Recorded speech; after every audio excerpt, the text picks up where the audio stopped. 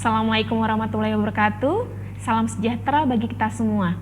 Perkenalkan, saya Nur Sulistianingsih, dosen di bagian Hukum dan Masyarakat, Fakultas Hukum Universitas 11 Maret yang mengampu mata kuliah Hukum Islam. Pada kesempatan ini, sebagai salah satu syarat untuk memenuhi sertifikasi dosen SMART 2024, perkenankan saya membuat PDD UKTPT di bidang pengajaran dengan memaparkan salah satu mata kuliah yang saya ampu di semester ini, yaitu Hukum Islam. Mata kuliah ini termasuk mata kuliah wajib yang saya ajar di semester genap dengan bobot 2 SKS. Adapun capaian pembelajaran mata kuliah ini adalah mahasiswa mampu memiliki pemahaman tentang dasar-dasar hukum Islam dan mampu menerapkannya dalam memecahkan berbagai persoalan hukum dalam masyarakat, terutama yang berkaitan dengan hukum Islam. Selanjutnya, materi pembelajaran dalam mata kuliah ini adalah, di sesi pertama adalah pendahuluan. Biasanya, sesi ini saya isi dengan perkenalan, menjelaskan dan menyepakati kontrak belajar, dan memaparkan RPS. Sesi kedua adalah pengertian dasar yang ada dalam hukum Islam. Sesi ketiga adalah ruang lingkup hukum Islam dan ciri-ciri hukum Islam. Sesi keempat adalah maqasid syariah. Sesi kelima adalah sumber-sumber hukum Islam. Sesi keenam adalah menjelaskan terkait dengan al-ahkam al-khamsah. Sesi ketujuh adalah saya akan memberikan studi kasus untuk dijadikan bahan diskusi secara mendalam untuk mempersiapkan mahasiswa UTS di sesi ke-8. Sistem pembelajaran yang saya gunakan adalah secara hybrid, di mana komposisinya adalah 70% luring atau tatap muka dan daring 30%. Untuk sistem daring, ada beberapa alternatif yang dapat digunakan, yaitu melalui Sepada UNS, Zoom Meeting, Google Classroom, Google Meet, dan WhatsApp Group. Dalam hal ini, mahasiswa harus memenuhi 75% hadir dalam kelas untuk dapat mengikuti UAS. Selanjutnya, metode pembelajaran yang saya pakai ada 3 dengan modifikasinya dalam kelas. Yang pertama adalah ceramah, di mana saya memaparkan materi kepada mahasiswa. Yang kedua, diskusi, di mana terjadi diskusi interaktif antara mahasiswa dengan mahasiswa dan mahasiswa dengan dosennya. Yang terakhir adalah presentasi, di mana setiap mahasiswa mempresentasikan hasil tim based project dari studi kasus yang saya berikan dalam tim di kelas.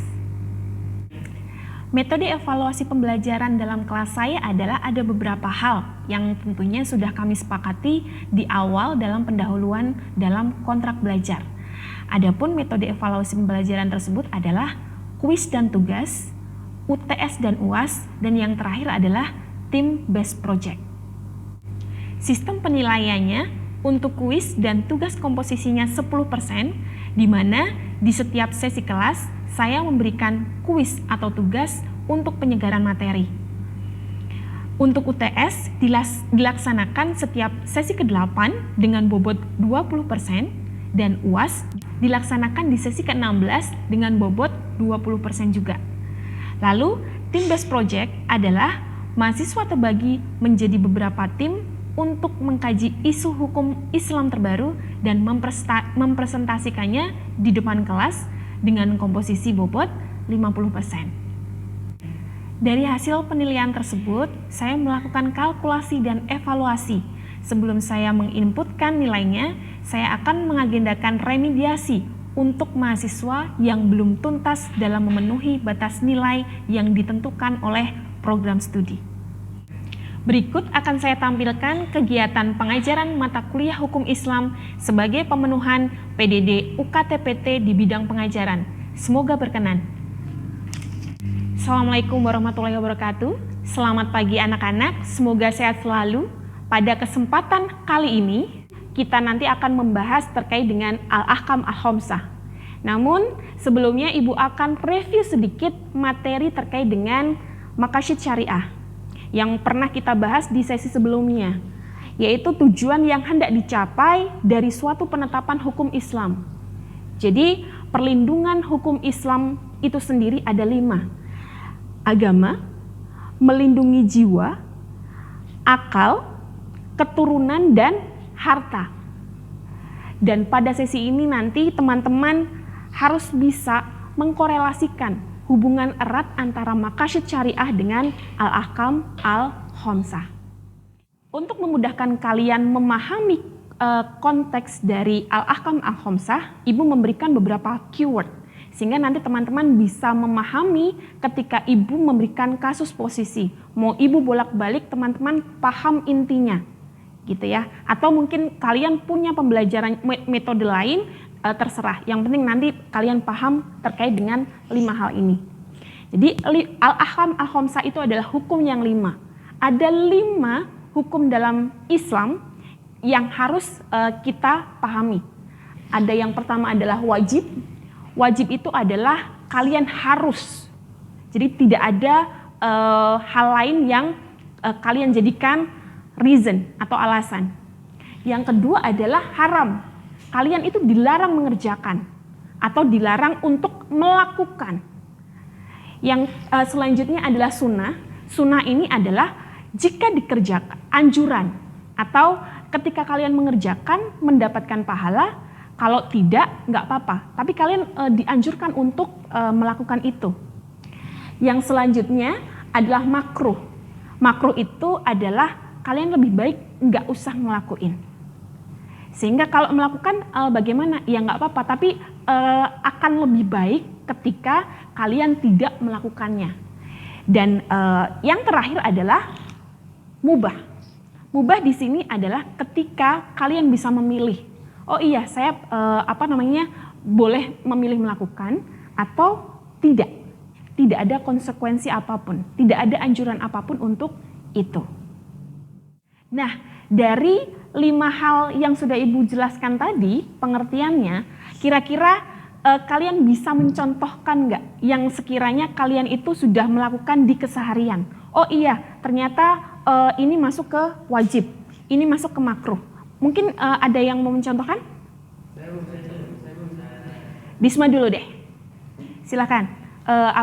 Coba yang wajib apa, yang haram apa? Baik, Bu Aya, terima kasih atas kesempatannya. Di sini mungkin aku mau ngasih tanggapan ya terkait dengan contoh al-ahkam al-khamsah. Yang pertama itu wajib. Wajib itu kan harus dilaksanakan atau dikerjakan. Jika tidak, itu berdosa. Contohnya apa? Contohnya ya seperti sholat fardu dan lain sebagainya. Terus yang kedua itu haram. Haram itu yang dilarang, sesuatu yang diharamkan begitu. Itu contohnya ya makan daging babi dan masih banyak lainnya pastinya. Terus yang ketiga itu ada sunnah. Sunnah itu lebih baik atau anjuran untuk dikerjakan. Contohnya apa? Contohnya seperti ada macam-macam sholat sunnah ya. Sholat sunnah, terus puasa sunnah, misalnya puasa Daud, puasa Senin Kamis dan lain sebagainya. Terus ada makruh. Makruh itu lebih baik tidak dikerjakan. Contohnya apa? Contohnya itu kalau bisa saya mencontohkan, yang pertama itu biasanya renang waktu bulan puasa atau waktu kita puasa. Terus yang kedua mungkin hukum merokok ya. Merokok bisa dikategorikan makruh karena banyak mengandung kerugian. Terus yang kelima mubah. Mubah itu kan diberikan pilihan. Jadi contohnya misalnya makan, terus mandi dan sebagainya gitu. Oke, good job Disma. Jadi semoga teman-teman yang lain juga bisa mengklasifikasikan hal-hal seperti yang Disma sebutkan tadi. Dari jawaban Disma tadi kita bisa kulik lagi bagaimana kalau studi kasus A itu bisa menjadi mubah atau bisa menjadi bahkan bisa menjadi haram. Itu kondisinya seperti apa? Sehingga teman-teman harus memahami konsepnya terlebih dahulu. Sehingga nanti tahu bisa mengklasifikasikan di hukum yang mana. Nah, dari jawaban Disma tadi ada satu hal yang menarik. Misalnya memakan daging babi. Tadi Disma bilang itu haram. Sekarang ketika case-nya ibu berada di hutan belantara karena kecelakaan pesawat. Berhari-hari dan belum ditemukan. Sehingga hanya ada babi di situ. Padahal babi itu adalah haram untuk dimakan. Tapi ketika berhari-hari ibu tidak makan, ibu juga bisa lemas dan mati. Hukumnya apa ketika ibu menyembelih babi dan memakan babi tersebut?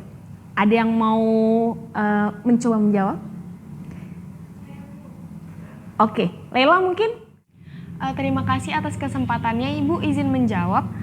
Jadi untuk ketika kita ada di hutan dan cuman ada babi, lalu bagaimana gitu kan? Kalau menurut saya sendiri, karena itu kepepet banget ya, kita nggak punya pilihan lain. Jadi menurut saya daging babi yang satu-satunya pilihan kita itu dapat menjadi mubah. Karena kita bisa mati kalau kita tidak makan, dan kalau misalnya kita berusaha untuk mencari makanan lain seperti jamur itu dapat beresiko karena mungkin pengetahuan kita tentang jamur itu sedikit dan jamur itu banyak yang beracun, seperti itu, Bu. Good, jawaban Laila tepat gitu ya. Dari pemaparan-pemaparan sebelumnya, baik dari Ibu maupun contoh-contoh dari teman-teman kalian, adakah yang masih kalian kurang paham terkait dengan Al-Ahkam Al-Khamsah? Ibu, saya mau nanya, Bu. Oke, silahkan Abror. Kan tadi seperti yang dibilang oleh teman kita Leilani, kalau misalnya tadi dalam keadaan mendesak babi itu dari haram bisa jadi mubah ya Bu.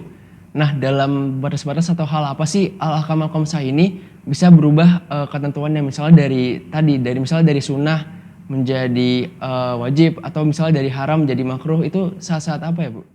Oke, pertanyaan yang bagus. Sebelum Ibu jawab, apakah ada yang mau mencoba menjawab dahulu pertanyaan dari Abror? Oke, Zildan. Jadi tadi ditanyakan kriteria apa atau batasan apa suatu hukum itu berubah. Hukum itu bisa berubah menurut saya ketika ada unsur darurat. Jadi misalnya melukai orang itu hukumnya apa? Hukumnya haram misalnya. Tapi dalam keadaan dipaksa, misalnya Anda dirampok atau apapun, nah itu kan membutuhkan perlawanan. Sehingga perlawanan apabila menimbulkan luka itu kan sebenarnya haram, akan tetapi menjadi sebuah kewajiban karena itu kan berkaitan dengan jiwa dan raga kita sendiri. Mempertahankan diri itu adalah sebuah kewajiban bagi manusia. Ataupun misalnya kalau alasan dari suatu hal itu berubah, misalnya menggunakan beberapa jenis psikotropik narkotika misalnya golongan rendah, itu kalau misalnya dipakai untuk dikonsumsi itu menurut saya tidak boleh. Akan tetapi hukumnya bisa berubah ketika itu misalnya digunakan untuk kebutuhan medis, misalnya digunakan untuk bius dan segala macamnya. Itu ketika hukum itu berubah alasan tersebut demi tadi mengakomodasi beberapa hal yang berkaitan dengan hajat hidup manusia. Nah, yang tadinya sesuatu hal yang menjadi haram itu bisa menjadi mubah ataupun bahkan wajib. Begitu, Bu. Oke, good. Jawaban Zilda tepat sekali. Kalau misalnya tadi Ibu rangkum, jawaban Zilda tadi adalah ketika ada keadaan darurat. Ya, jadi kalian highlightednya adalah darurat. Jadi ketika itu haram, kenapa bisa diperbolehkan? Jadi kalau ada keadaan darurat seperti apa, itu baru diperbolehkan. Mubahnya itu mubah yang berat gitu loh.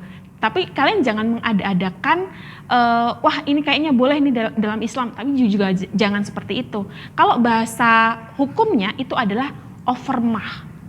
Jadi kalau misalnya ada yang darurat sekali, kalian diperbolehkan untuk melakukan itu. Ada rukhsah atau keringanan dalam Islam, gitu ya. Semoga menjawab dan kalian paham terkait dengan materi ini. Thank you so much untuk kelas hari ini yang berjalan sangat dinamis, interaktif dan hangat. Insya Allah kita akan bertemu kembali di sesi minggu depan dengan studi kasus ter-up to date, sehingga teman-teman bisa mencari referensi-referensi yang lain untuk menganalisis studi kasus minggu depan. Sehat selalu, semangat belajar. Billahi taufiq wal hidayah. Wassalamualaikum warahmatullahi wabarakatuh.